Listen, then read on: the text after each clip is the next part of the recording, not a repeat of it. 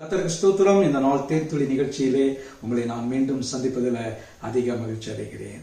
இந்த நாளில் கூட ஆண்டவராய் இயேசு கிறிஸ்து செய்ததான அற்புதங்கள் மத்தேயு, மார்க்கு, லூக்கா, யோவான் எல்லா 4 சுவிசேஷங்களும் சொல்லப்பட்டிருக்கிறது. இந்த நாளில் கூட மத்தேயு எழுதின சுவிசேஷத்தில் குறிப்பாக 8வது அதிகாரத்தில் பார்க்கின்ற வேளையில் முதல் 3 வசனங்களில் ஒரு அற்புதத்தை அவர் அற்புதமாக செய்தார் என்று பார்க்கிறோம். இந்த அற்புதம் என்னவென்று சொன்னால், ஒரு குஷ்டரோகி அவரை வந்து பணிந்து கொண்டு, ஆண்டவரே உமக்கு சுத்தமானால் என்னை சுத்தமாக்கும் என்று சொன்னான்.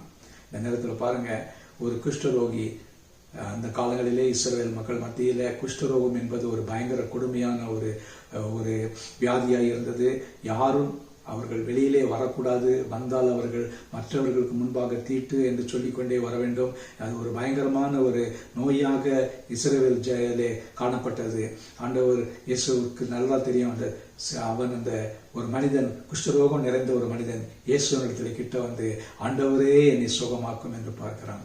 குஷ்டரோகம் ஒரு கொடுமையான ரோகம், வியாதி.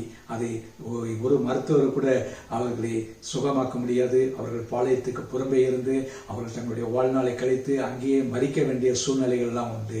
இப்படிப்பட்ட சூழ்நிலையில அவர் ஒருவர் இருக்கிறார், அவர் எனக்கு சுகம் கொடுக்க வல்லவர் என்பதை அவன் விசுவாசித்து, அவன் ஆண்டவரே உமக்கு சுத்தமானால் என்னை சுத்தமாக்கும் என்று சொல்கிறான். ஆனால் ஆண்டவர் சொல்றார், எனக்கு சித்தம் உண்டு, நீ சுத்தமாகு.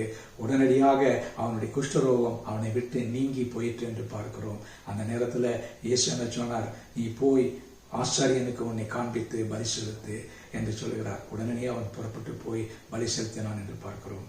இன்றைக்கும் கூட நீங்காத தீராத எந்த வியாதியாய் இருந்தாலும் ஆண்டவராய் இயேசு கிறிஸ்து சுகம் கொடுக்க வல்லவராய் இருக்கிறார். இயேசு கிறிஸ்து நேற்றும் இன்றும் என்றும் மாறாதவர்.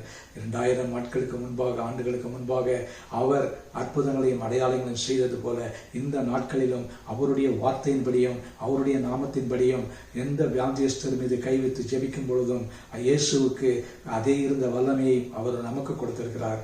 ஆகவே இந்த வேளையில கூட எல்லா வியாதி நீங்கி சுகமாக நாமும் கூட இந்த ஊழியத்தை தொடர்ந்து செய்வோம். கர்த்தர் நம்மோடு கூட இருப்பாராக. நல்ல ஆண்டவரே, எனக்கு சுத்தம் உண்டு, நீ சுத்தமாக என்று சொன்ன தேவன், எங்களுடைய வாழ்க்கையில கூட ஆண்டவரே இப்படிப்பட்டதான நெருக்கடிகள் வருகின்ற வேளையில நம்முடைய சித்தத்தை நிறைவேற்றத்தக்கதாக எல்லா வியாதிகளையும் எடுத்து போட்டு அநேகருக்கு அற்புத சுகத்தை கொடுக்கத்தக்கதாக நாங்கள் ஊழியம் செய்ய எங்களுக்கு உதவி செய்யுங்க.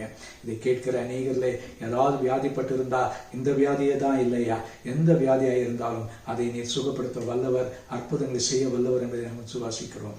இயேசுவின் மூலம் ஜெபம் கேளும் நல்ல பிதாவே, ஆமேன் ஆமேன். கர்த்தர் உங்களை ஆசீர்வதிப்பாராக. இந்த நாள் ஒரு ஆசீர்வாதமான ஒரு நாளாக உங்களுக்கு அமையட்டும்.